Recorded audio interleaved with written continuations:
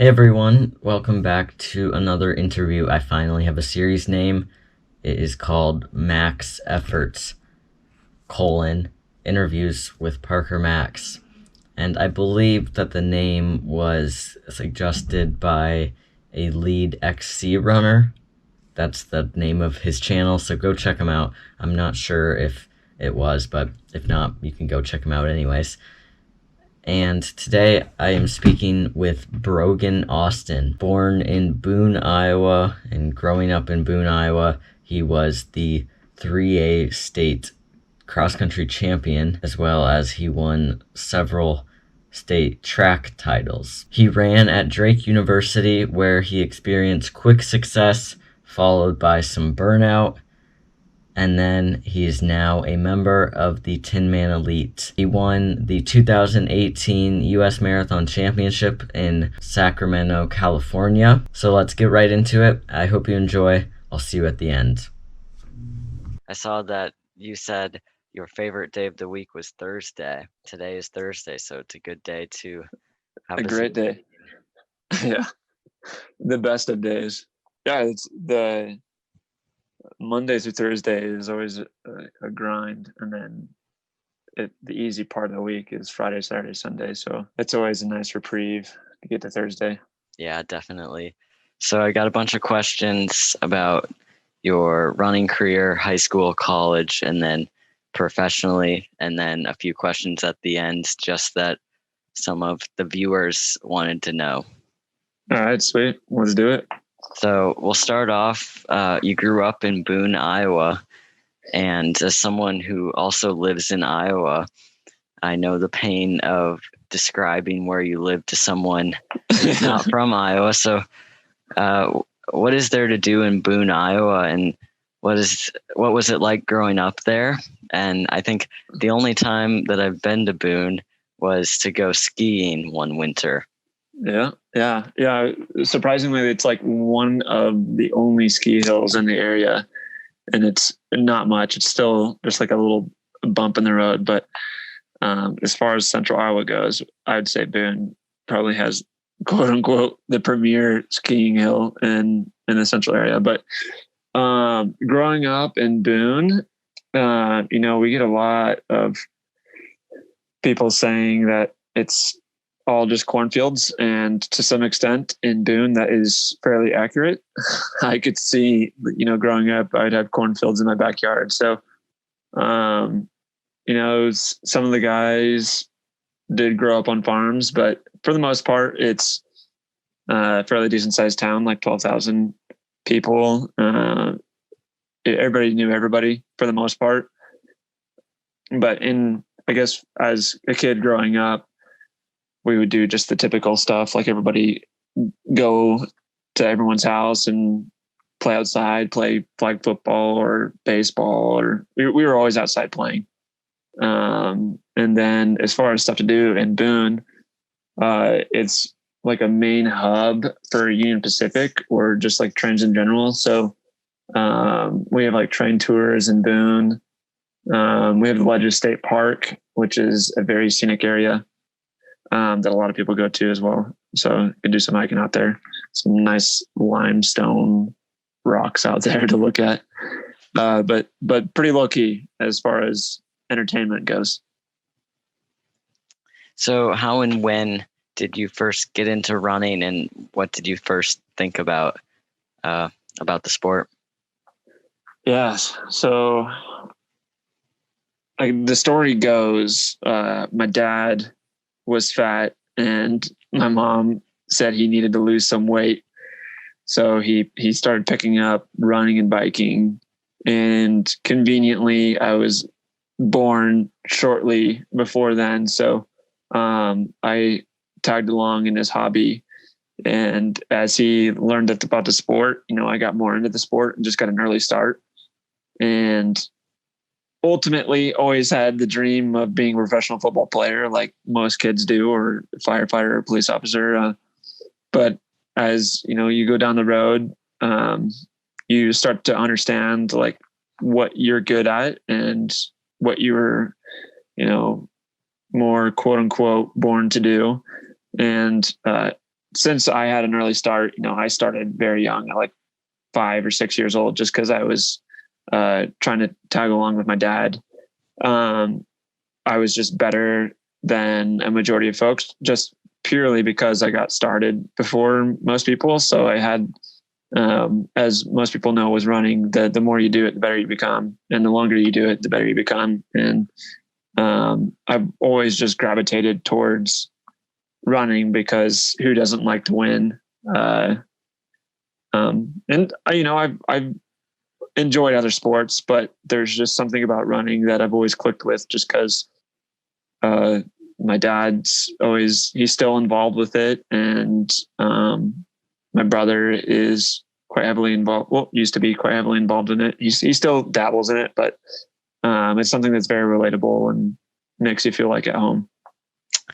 It sounds like it runs in the family. Yeah, no, most definitely. So what did your training progression look like when you were in high school? I was definitely a late bloomer. I would say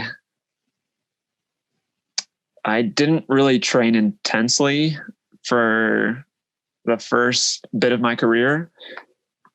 I always like to give the background that in middle school, I was the third best runner on the team.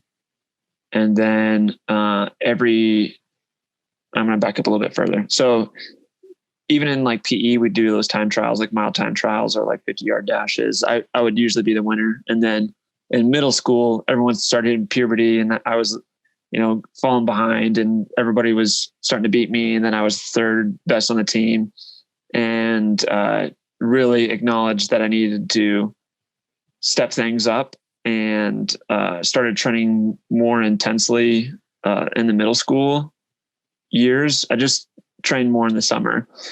And even then it wasn't a lot. I was running maybe 25 to 35 miles a week, which is a decent amount. Like, that's a good amount. But it wasn't until my senior year that I started working, or I guess a guy reached out to me. You may or may not know Ben Tillis. Yep. Who I went to his, I got tested there over the summer. Oh, sweet. And yeah. He mentioned you quite a few times, actually. Oh yeah. No, the man can talk. I don't think he ever breathes. He just straight talks the entire time. But yeah, so the year before, he coached a guy, and he won the state championships in the mile and 2 mile. And I had, in years past, I'd been beating that kid. And I was like, how did this kid get so much better? Like, he was beating me by a minute after the year. Like, the year before, I was beating him. Like, him and I would sprint to the finish, and now he was just absolutely crushing me. So when Ben reached out and is like, hey, I'd like to coach you for your senior year, I was like, oh yeah, let's do this.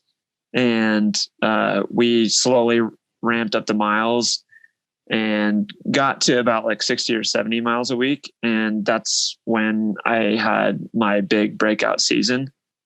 And then I won a few state championships my senior year in cross country, the 2 mile and the mile. And then he took my brother and his best friend, I guess the whole team, and they just got way better after that. My brother ran 8:51 and 4:09 in high school, and his friend ran 8:58 and I think like 4:09 as well. And they won the state cross country title, and they won a ton of state titles. So I got super lucky in that regard. You really don't know what you don't know until you know what you don't know, is if that makes any sense. And so when I was training in middle school and high school, one of my neighbors was a kicker in the NFL, and he said everyone who wanted to get good ran hills.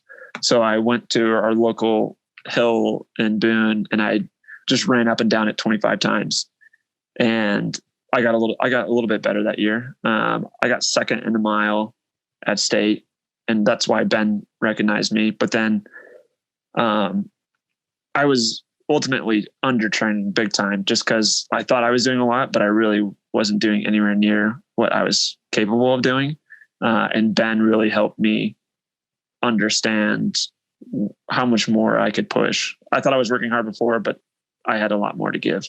And there's, there's training too hard as well. So you have to figure out where that balance lies. So that was a very long-winded answer to your question, but as far as training in, high school, I really didn't see my potential until later on because I didn't know what proper training looked like. And I feel like nowadays, like guys have access to, Strava or just social media in general, and you can just see what other guys are doing.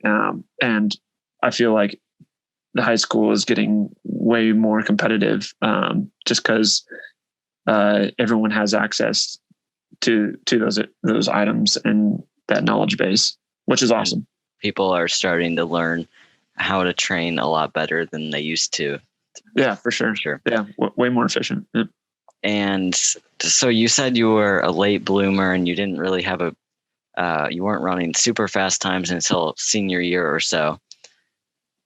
Were you getting recruited out of high school, and what schools were on your short list? And ultimately you ran at Drake, and why did you choose to run at Drake? So you would think as a state champion, you'd be recruited, but for me, it was crickets. I wasn't recruited really by anybody. And I had this ego thinking that, I'm a state champion. Everybody should be like begging to like have me on their team. And that's not the case. Iowa is maybe not the most renowned school or state for high school kids. So if you win a state championship, it's held with a grain of salt. Whereas if you win state championship in California, you're a superstar. And that was sort of my demise. Like just having that ego, I should have, reached out to colleges that I was interested in because every year there's 50 state championships and, maybe 4 to 6 different state classes. It's very hard for coaches to dig through all that data and figure out who they should be recruiting. So if you as an athlete are interested in going to a certain school, you need to be proactive and reach out and let those coaches know you're interested, so they can be interested in you as well. So that was something that I didn't do well, but my brother did well. So in college, or excuse me, in high school, eventually it wasn't until, my track season, I started talking to Iowa State, UNI, Drake, just the big 4 Iowa schools. And then after my state championship, other schools started reaching out because the track doesn't lie. If you run a certain time on the track, then it's like, okay, that you can measure that against any athlete in the US. So to be honest, I didn't have a lot of offers or interests, and I couldn't really afford to go to a school without scholarship. So I thought a lot about going to a community college just because it saves you money. And Iowa Central Community College has an excellent team. They win national titles every year. And then they go on to run Division I. So it would have been a great pipeline for me to just go into that system. But eventually, after my state title on the track, then Drake offered me scholarship so I could afford to go to school. And ultimately that was the biggest draw was, I could run Division I. It was a good academic school and I could afford to go there. Otherwise, it would have been ideal if I could have ran for Iowa State or UNI, but they just didn't have the funds nor the interest to enable me to go to school. So ultimately, it's kind of a sad story that, it wasn't the school that I wanted because I fell in love with the school, it was the school I could ultimately afford that would give me the best opportunity. And that's ultimately why I chose it. And, you know, it was a great fit for me. Ultimately, I didn't know it at the time, but, the college experience is what you make it. And, I met a lot of good people and, have a great resume now because of the connections I made at Drake, because it was a smaller school, and it enables you to have a lot of opportunities that you probably wouldn't have at a bigger school. And did it eventually all worked out in the end, as we will hear later? But at Drake, you saw quick success on the track. You ended up being the fastest true freshman, or second fastest true freshman in the 10K in Division I. Could you just walk us through that freshman season and what it was like transitioning from high school running to college running? For sure. Yeah. So going in, so after I worked with Ben, I was working probably harder than I should have been, running like 60 to 70 miles a week. We were doing like 3 workouts a week plus a long run, which is just, you can do that maybe for the short term, but eventually you're going to burn out. And, that's exactly what happened to me. So going into college, Drake wasn't the most renowned running school. So when I came in as a freshman, I was the best guy on the team. And, my college coach was always telling me to back off the training, like calm down. And I had the ego again, always getting in the way. I was like, I'm better than these guys because I was working harder than these guys. And now you want me to back off the training and, do what the guys that are worse than me are doing. That didn't work for me. So my freshman year, I kept doing the same principles that I did with Ben, just a little bit harder. And, it got me, I made another, big jump, had a great freshman year. And then, was, top freshman in the conference, top guy on the team. And I think got 4th overall at conference, qualified for the, it's quote unquote, the semifinals for the national meet. So they take the top 48 guys west of Mississippi. And I was part of that group. And then it was just me and another freshman were the only guys who made it. As far as the freshman class goes for the 10K. And so I felt like I had a lot of success doing what I thought I needed to do. And so my sophomore year, I just picked it up a little bit more and was running maybe 90 to 100 miles a week, doing 3 workouts a week plus a long run. And, just missed out on qualifying for nationals in cross country, won a conference title as a sophomore. And then from there on out, it was all downhill. The working too hard caught up to me and my body couldn't keep up. And, from my sophomore year on, I was just burnt out the whole time and, was just constantly trying to stay healthy and not burnt out. And I had less than spectacular results from my sophomore year, through my senior year. Yeah. So I saw on Tinman Elite website an article that you wrote, and it said that you would do workouts like 114 by 100-meter hill repeats. So first of all, how do you even how do you come up with 114? And I guess what was your experience with that workout? Yeah, it's just as bad as it sounded. Just getting out the door. Okay, so getting out the door, especially during the winter, is one thing. You're just like, oh, I got to go run for 30 minutes, or I got to go run for an hour, and it's 20 below with 30-mile-an-hour winds. And for me, I am like, how am I going to get out the door? But when you have to do that in the middle of winter and run for 2 hours up and down a hill, it gets pretty depressing, and you're doing it all by yourself too. But not to bash Ben by any means, but basically, Ben, that was his second year of coaching, and we were still doing trial and error and figuring out what we were, what went well, what didn't go well. And I think I got up to like 70 hill repeats my senior year of high school, and it made me phenomenal. And he's since tweaked things, and he's gotten way better through, as evidenced through my brother, who ran infinitely faster than I did. But when I ran that my senior year, I did 70, and then every year I would just do more and more and more, because it worked my senior year, it worked my freshman year, it worked a little bit my sophomore year. So I'm like, well, I'll just keep doing that. And so every year I would keep making things harder and harder, and eventually got me up to 114 by 100 meter hills, like strides.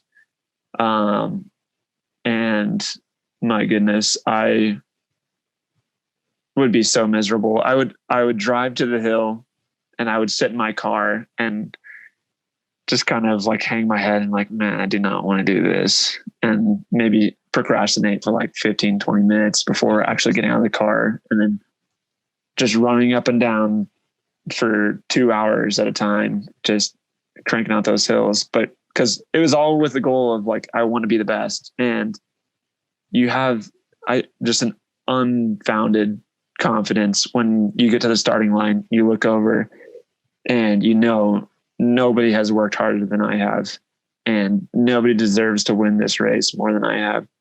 And it was every day that I, went out and got the work done. And it has enabled me to, when I'm going down the last 100 meters of a race, I would know that nobody deserves to win this race more than I have, because, I've done everything possible and nobody's working as hard as I am.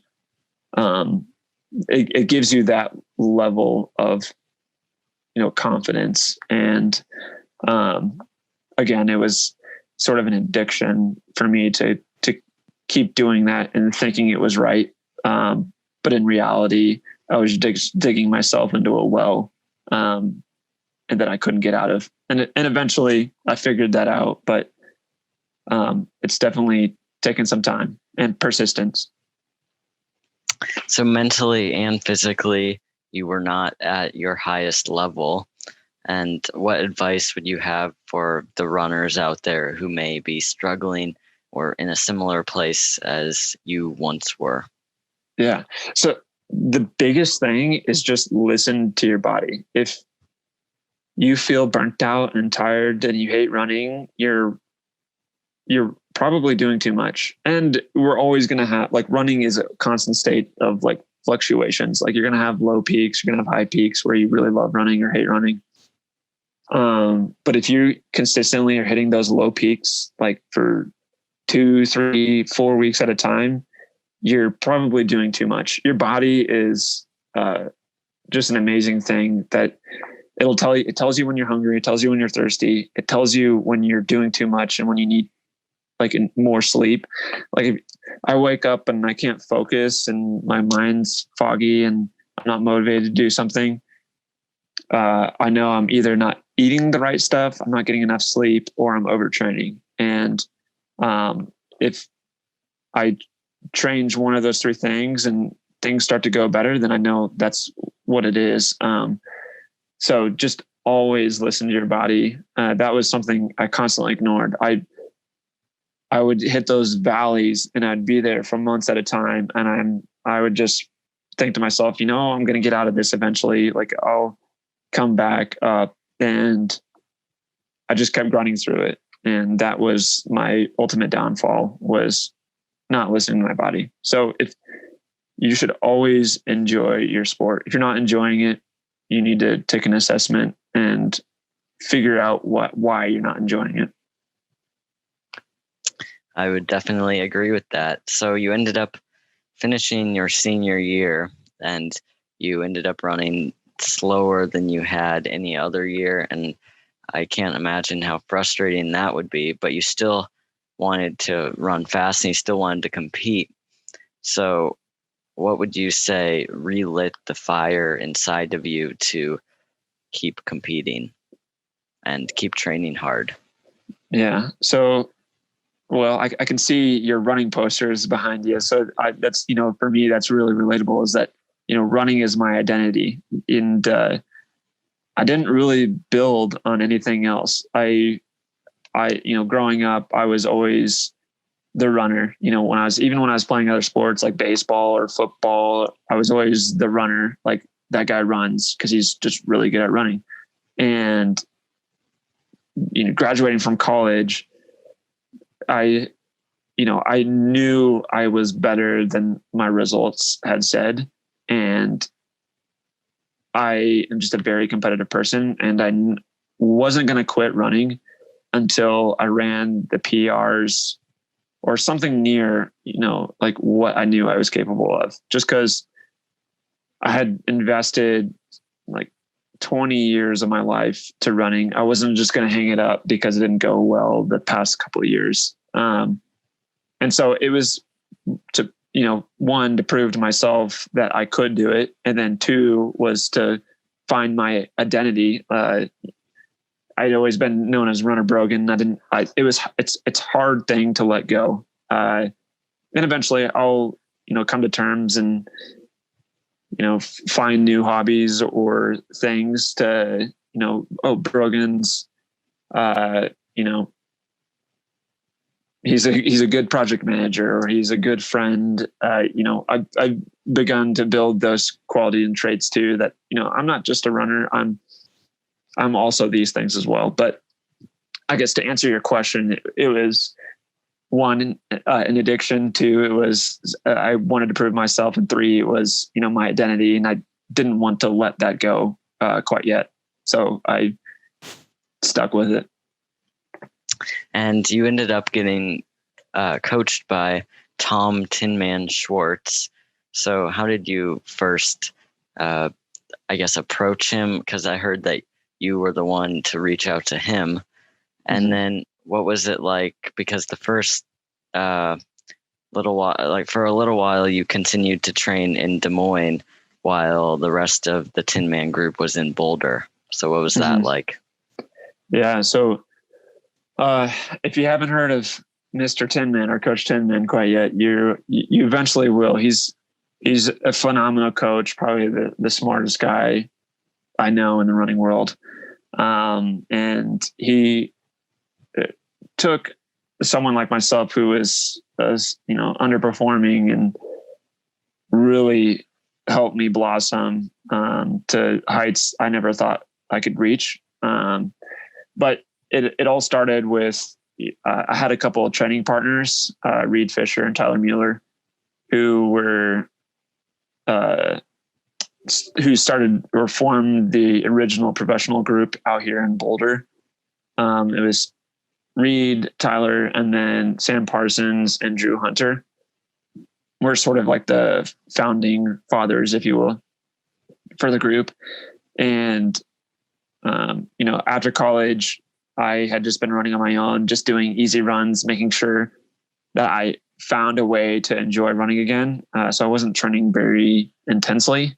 All the while, my old training partners were training with Coach Tinman, and they were getting way better and surpassing anything I had ever done before. So I got very jealous, and I got that competitive drive back again. I had finally gotten over the overtraining portion and understood the importance of not overdoing things. And I was like, I'm ready to commit to training intensely again. So I reached out to Coach, and I was very hesitant at first because Tom hadn't really coached a marathoner before, and he had a lot of success at like the shorter distance, like 5K, 10K.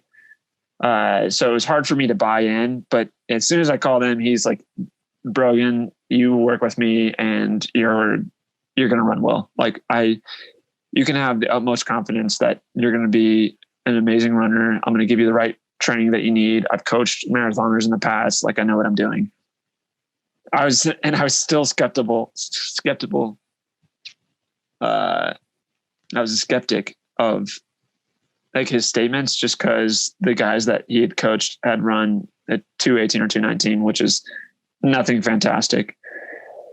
But I decided to give it a shot just because all the other guys were doing well. And from there, I saw instant results. Just, with proper training, you can, finally uncover what you're really capable of doing.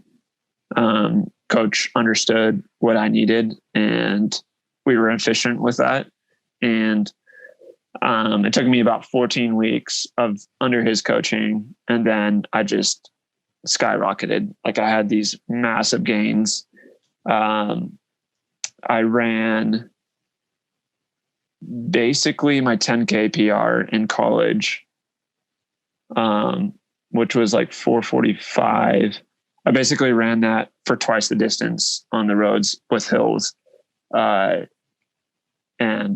after that race, I was like, oh my goodness, like I'm in insane shape. I am like finally back to myself, my identity.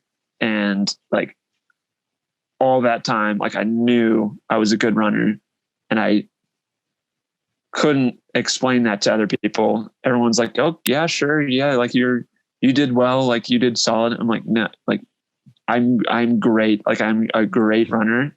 I'm just like, I have all these things holding me back. And it's so frustrating when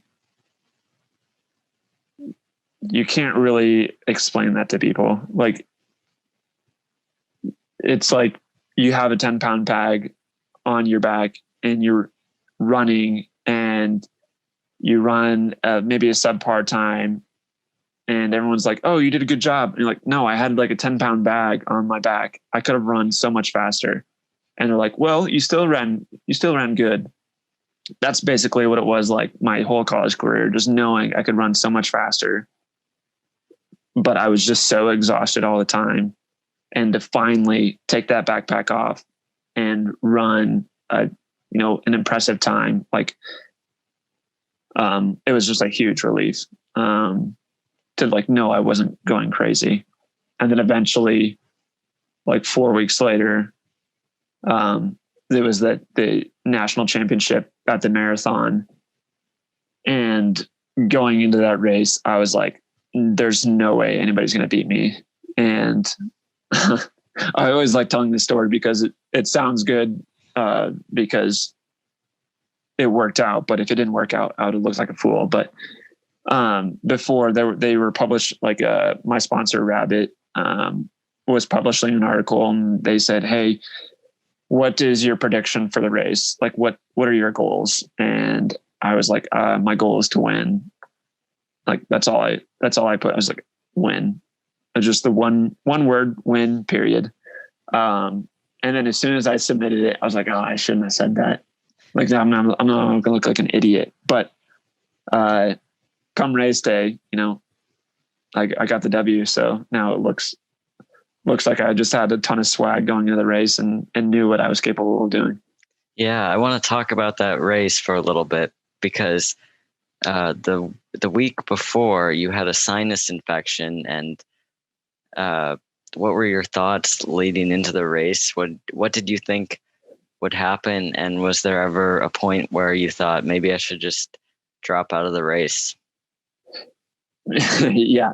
And that, compounded, the sickness, like the week leading to the race, I was extremely stressed out. And, I had laid myself out there just saying, yeah, I'm going to win this race. There's no way I'm going to lose this race. And then going from the highs of highs to the day before the race, my heart rate was through the roof, just doing an easy, like 30-minute or 20-minute shakeout run. And I remember thinking to myself, I am so screwed. like I'm not even going to be able to finish this race, nor do anything I know that I'm capable of doing. It was that nightmare happening all over again. It's like, guys, I swear I'm in good shape, but I got sick right before. And I went to bed that night just like hoping like I felt better in the morning. Cause I was very pessimistic at that point, but I'm still like a very like, come race day, I'm going to give 1000%. Like I'm going to give everything I got, and I'm not going to make excuses if something goes awry. So the next day I woke up and I was like, I think I feel okay. Like I definitely feel better than what I had like the prior days. And right then and there, I'm like, yes, I deserve to win this race again. I'm going to go for it, no matter what. And so like I got lucky in that regard that I definitely felt better the day of, and got that swag going into the race, knowing that, I was going to be able to do what I needed to do to compete again. But yeah, it was so stressful, a very stressful time. And, just a side note. So for Houston last year, there was like this massive snowstorm. I don't know if you remember it all, but it was like a 3-4 day event where it was just snowing and super windy. And I was supposed to leave on a Wednesday, and then all flights were canceled. And then I tried flying out Thursday. All flights were canceled. And then I tried flying out Friday. All flights were canceled again, and my race was on Saturday. And every night I was up till like 1 or 2 a.m. trying to find flights or book flights or figure out a way that I could get to where I needed to go. And then all the interstates were shut down. So I couldn't drive south to get to Houston to run this half marathon race, which was going to be the lead up to the Olympic trials. And I needed that like rust buster race to get there. And eventually, so Friday flights are canceled again. I find a way to drive to Nebraska, which is like 3 hours away. And I'm on the flight, and it's supposed to fly to Dallas. And as it's trying to pull out, it's on ice. And so it's just like peeling out and it can't move. And I'm like, I'm going to get stuck in Omaha. Like I thought I was finally going to get down to Texas. And eventually we get out, but it's like 30 minutes late, and we fly to Dallas, and I'm like running to catch my connecting flight to Houston. And they shut the door right as I get there. And I'm like, I got to get on this flight. Like I have a race in the morning at 6 a.m. And they're like, I'm sorry, we closed the gate, so we can't let you in. And they, for some reason, as soon as they close the door, they can't do anything about it. So, and there were no more flights out that night. And so I had to rent a car, and then I drove 4 hours, got in at 2 a.m. and then woke up at 6 a.m. for the race, and then ran a PR by like a minute and a half, or about a minute. All of that story is just to go to show that, you know, you can have a lot of things go bad. And like I had 3 nights of bad sleep. I traveled for, I was at the airport or driving in a car for maybe 16 hours that day. And like, as long as like your mindset is right and you're ready to go, like you can do anything. And a lot of people kind of get in that mindset that, you know, I have an excuse to run poorly. But I kind of thrive in that situation. If things go bad, it doesn't really weigh me down because I've put in the work and I just need to show up. As long as I can get to the starting line, I'm ready to go. And that was the same sort of like mindset when I was sick too. It's like, I just need to get there. And, you know, if I get to that environment, I'm going to be ready to go. So that really does not sound like ideal preparation the days leading up. And you probably would like to think how much faster you would have possibly run had you gotten good sleep. And then For sure. with the door closing, that's just like every movie that Yeah. the character is trying to get their flight and they miss it. That like always happens. Oh yeah, 100%. And that's what I was thinking too. I was laughing at the situation with how ridiculous it was. And I'm like, the world does not want me to get to the starting line. And as I was like, I think I must have started driving at like 10 PM. And then I had to stop and get a Subway from this gas station. And they probably had been using the same ingredients for the past month, because it was like all the ingredients were just like wilted. And I'm like, this is just perfect. Like this couldn't be a better story, like of how like you couldn't make it any worse of a scenario. But yeah, I remember driving and just like laughing, because I'm like, this is so ridiculous, but I'm going to get to the starting line. And for every person I beat, it's just like, I had all of this to deal with and you guys still lost to me. How does that make you feel? But you know, I embrace that type of stuff. I like, you know, adversity per se.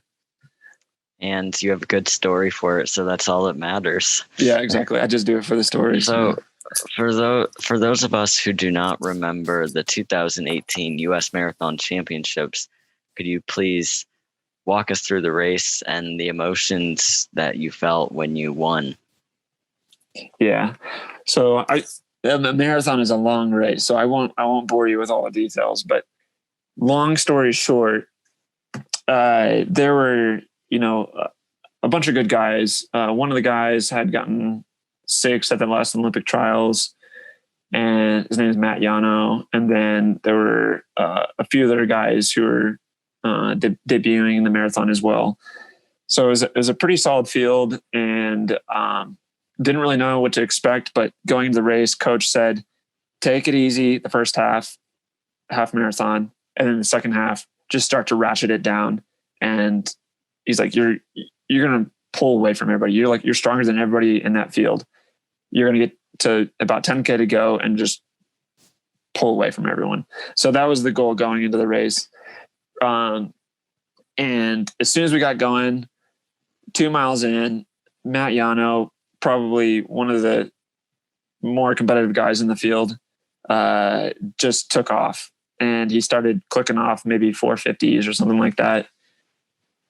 And I really wanted to go with him, because, you know, I wanted to win the race, and I didn't want to leave one of my main competitors to leave me in the dust. But ultimately, I recall the conversation with my coach, just hang back. And I just assumed that Matt would come back to me, because it's very hard to run solo for 26.2 miles. So I did that, you know, got through halfway, felt terrible. And I was like, I'm not going to be able to finish this race. Just getting through halfway, and, you know, I just stuck with it, sat on the pack. And then with 10K to go, I was like, okay, I really need to make a move. But I didn't see Matt at all. He was just so far ahead. And I was like, I'm just going to sit and outkick this group and try to get second. So it was about 5K to go. I made my move. I started clicking off like 450s. I felt pretty good. And so the next mile I ran like 445. And I hadn't looked back at this point, but at a mile to go, I finally saw Matt, and I was like, oh crap. Like, I haven't seen him all race. He must be dying. And I know I'm flying right now.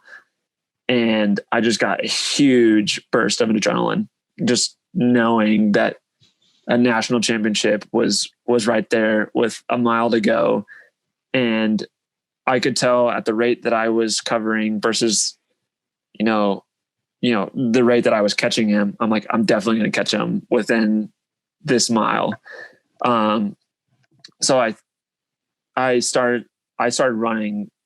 I just felt like $1,000,000. I'd felt terrible all race, but this bout of adrenaline just was everything I needed. And I was running 440 pace, and I love, just like thinking about it is I finally catch him with a quarter mile to go, and I still hadn't looked back yet. So I didn't know who went with me or if I was going to have to like sprint it out with somebody, but a quarter mile to go, I know I have to just like have perfect form, like pick it up, slow my breathing, and pretend like I wasn't hurting at all, and make Matt feel like there was no way he was going to beat me, because I didn't know what he was feeling like, nor did he know that he probably had no idea that anybody was going to catch him with a quarter mile to go. But I went by and was running as hard as I could, as relaxed as I could. And I didn't look back. I just made my move. And then I didn't look over my shoulder until a mile to go, like about 100 meters to go. And I saw that I had broken Matt, and there was nobody like even in like the horizon. Like I didn't see like any of the group hadn't gone with me. And I remember like checking back behind my shoulder like 3 or 4 times. I'm like, is somebody just like sitting in my blind spot, like gonna outkick me at the end? And it just was a very surreal experience. I had never been top 10 at a US championship before, nor been like a big name per se. Nobody really knew who I was. Nobody expected who I was on Let's Run. Yeah, board. I was going to just ask you about that. Yeah. There's like, who the hell is Brogan Austin? Yeah, that's exactly right. It's like, that's a perfect description of who I was. And to like come out and win a national championship out of the middle of like nowhere. And it didn't really hit me. Like for the longest time, I was like, whatever. But, as the days progressed, it was just an amazing experience, like coming from nothing and working so hard for so long to finally have something so amazing. Like that's the greatest experience of my life. And if I would have given up on that, I never would have experienced it. And to, all those years of frustration and not having any good experiences was totally worth that one experience of winning a national title. Like I'm Brogan Austin, national champion for the rest of my life. Like that there's nothing cooler than that. And, to have that experience was, I don't know, just, it's forever engraved on my name. And, I still get excited about it, and it makes the love for running, like I'll forever love running, because it gave me so much. And, being a guy who was a nobody and then after this, I had so many calls and podcasts and, friends that I didn't even know were my friends were reaching out. And, it was a lot. It was very overwhelming too. 'Cause then, agents and contracts and trying to get negotiating deals, is a very stressful time for me too. 'Cause, I didn't know how to handle all of these new things. And it was, going from nothing to about 10,000 things at once. So it was a very happy time, but it was also a very stressful time for me as well. But a very cool experience nonetheless. Definitely. I can imagine. I interviewed Jake Riley a few weeks ago, and I would say you guys both have very similar stories and experiences and even race strategies. It sounded like you both run the marathon in the same way. And you ended up being on the front page of Let's Run. So What was your reaction to that? And what were some of the funniest messages that you saw? Yeah, you definitely have to have thick skin on Let's Run. The people on Let's Run are just out there to hate on people. So a lot of trolls. Just lots of trolls. So like people were making fun of me about, I don't even remember, but I'm sure if you go out there, you'll see a bunch of stuff just making fun of me for silly stuff. And I just read it with a light heart. Like I didn't take anything seriously. And I honestly thought it was funny. I'm like, give me hell. Like, give me your worst, like make fun of me, whatever you can. I didn't really care. I just thought it was super funny that I made it to Let's Run. Like I was a conversation piece of Let's Run. And, I do like to dabble and check out Let's Run and read the feeds and see what people have to say. But yeah, that was kind of a comic moment too of like, oh yeah, I finally made it. Like I was a Let's Run conversation. Yeah, that's when you know you have made it. So you are part of Tinman Elite's training group, and I respect what you guys are doing, but also there's a part of me that, like, when I think of Tinman Elite, I also think of influencers. And you guys, I mean, this is because you guys are doing a really good job with marketing, and the merch that you guys make is really cool. But do you ever feel like you are an influencer? And if so, do you like it, or do you kind of not like that part as much? Yeah, I don't. Yeah, I wouldn't say I like that piece. That is probably my agent always gets after me because I'm never posting stuff. Just because I like to live in the moment. I don't like to live in social media. But it's very seamless. Like it doesn't feel intrusive by any means. Like we have our brand manager, Max, and then we have our intern as well. So that we have guys that, occasionally will be on the runs, taking videos or pictures, and it's very unintrusive. And then they take care of all of the social media posting and whatnot. And then Sam is sort of like the operations mastermind who handles like contract negotiations, like sponsorship, like shoes. And now we've brought on another coach to start handling that stuff as well. So like, I never honestly feel like it's like my job is to be an influencer. It's just sort of natural. Like we just are hanging out, and then the brand managers are just capturing, our workouts. So it's just kind of, they have portrayed us as just like this running group. And, I don't think we go out of our way to, set stuff up or like plan or coordinate anything. It's just a documentation of how we're living and training, and then they just slap some cool music on top of it and edit it a little bit. But yeah, since I've been here for 4 months, and I've never really felt that I was on a camera by any means. It's just me hanging out with the guys, doing our workouts, doing our training runs. And, yeah, it's been fun. I've loved it. And it's, the team has done an excellent job of making sure I'm taken care of. Like I never have to worry about anything. Like I have massage therapy. I have chiropractor. I have a lifting coach. I have all my shoes, my running, all that stuff is taken care of. And I just have to show up at practice, whatever time is scheduled, and then get my mileage in. So, it's been awesome. I've loved it. Yeah, that's cool to hear some of the behind the scenes of what's actually happening. And I understand the team has to make money somehow. So it's a good way to make money while at the same time inspiring the younger runners. And I'd imagine it's probably a lot of fun to train with the team.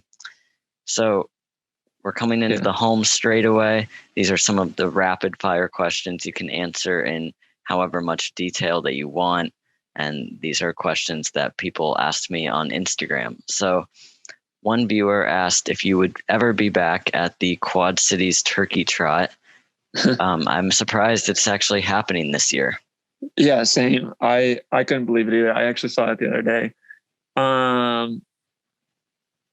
haven't made a decision yet, but we potentially may doing a team race on the 20th. So it would be hard to bounce back and do that 5 mile turkey trot. I also don't know if I'll be going home yet, but I was definitely jealous. As soon as I saw that, I'm like, man, I really want to go back home because I haven't done a race since February. And it's just, I want to get in that, crowd environment again. And I just love road racing so much. And that event's great too. So, unfortunately, I don't think I'll be running it, but I definitely hope to be doing it again someday. Are you a Hawkeye fan or a Cyclone fan? And I think I'm going to guess that you are a Cyclone fan. Well, I bleed blue. Drake Bulldogs is what Reed and I always say, even though we are terrible at all sports. But growing up, my parents aren't really into sports, so we didn't have a team to cheer for. So, I can't really say. I've been to more Hawkeye games. I wanted to run for Iowa State, and Iowa State didn't want me, so there's a little animosity there.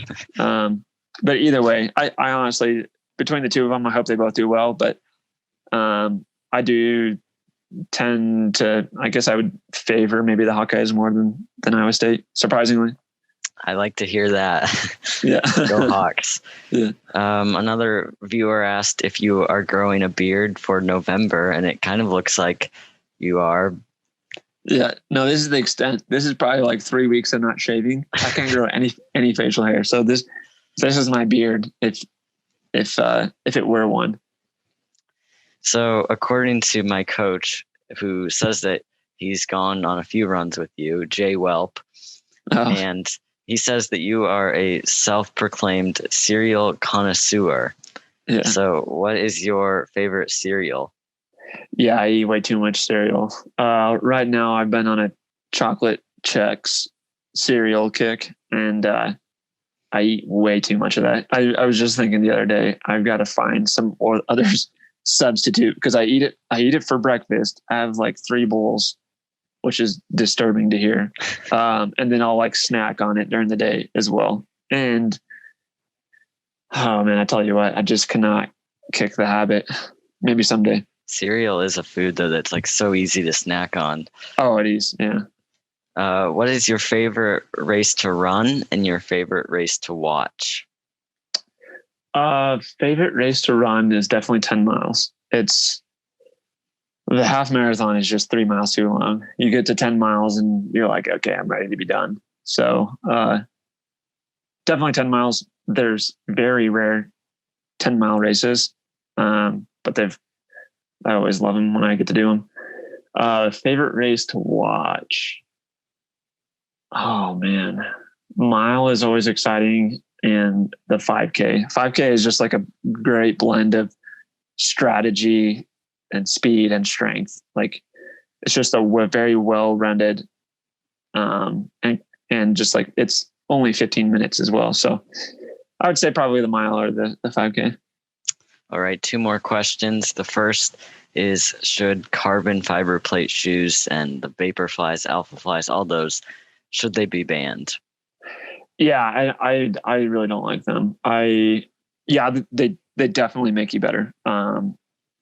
But it sort of skews race times. So you don't really know, you can't really compare what's been done in the past versus now. And people just kind of, I don't know, don't really value good performances nowadays like they did in the past. So if we could just level the playing field, just get the same flats again and stop the conversation about shoes and just more about like athlete performances, I think that would be ideal. But personally, racing in those super shoes it's phenomenal. Like after races, you're not beat up the same and you get to run faster times. So that's also exciting. But if I had to make a choice, I would definitely ban super shoes. Yeah, I agree. And it's like, if you don't wear now you have to wear them. Otherwise 100%. You are, everybody's going to be at an advantage. And I also wish that they made more flats. Like, it seems like shoe companies don't make racing flats anymore. Yeah, for sure. So, last question before we end. What advice do you have for all runners of all ages and abilities? Whew.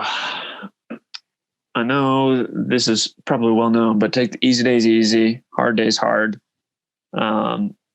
For me, if I'm doing a workout on one day, I also do lifting on that same day. And then, on the easy day, I guess I'll back up a little bit more. On hard days, I'll maybe do an hour and a half workout, half hour shakeout, lift. And on the easy day, I'll do, like yesterday, I did 45 minutes, or I just did an hour. And that's all I did. And that really allows the body to bounce back. And on top of that, just as I mentioned before, listen to the body. When you're feeling bad, try to figure out, is it the food, sleep, or are you just training too hard? And make sure you're always loving running, because 10 years down the road, you're going to be infinitely better than what you are right now. So go into running with a long-term game in mind, and don't try to, fit 10 years of training into 1 year and burn yourself out. You'll just be better in the long run for it. All right, Brogan, thank you so much for taking the time out of your day to talk to me. And I think it will be very valuable to runners to hear. And I had a lot of fun. Yeah, I appreciate you having me. And hopefully good luck with you and your training and your racing as well. And it's unfortunate that you had to put up with Jay as your coach too. So a big thank you to Brogan for that interview. And also just want to say thank you to Todd Father, who helped me set up some of the lights so that I would have good lighting in that interview. And, Todd Father actually was just at the grocery store, and, the cashier was a very chatty cashier. Todd Father was just trying to leave. The man can talk. I don't think he ever breathes. He just straight talks the entire time. So thank you so much for making it all the way through this video. I hope you enjoyed. I hope you took something away from Brogan. And the inquiry of the episode is, who is the most successful runner from your state? Brogan is definitely one of the most successful runners from Iowa. However, Jenny Simpson is also from Iowa, and as you may know, she is an Olympian who has medaled in several Olympic 1500s. But once again, thank you to Brogan, and I hope you enjoyed, and thank you so much for watching all the way through. This is the last interview for a while, but I still have plenty of content on the horizon. Thank you so much, and I will see you in the next video. Goodbye.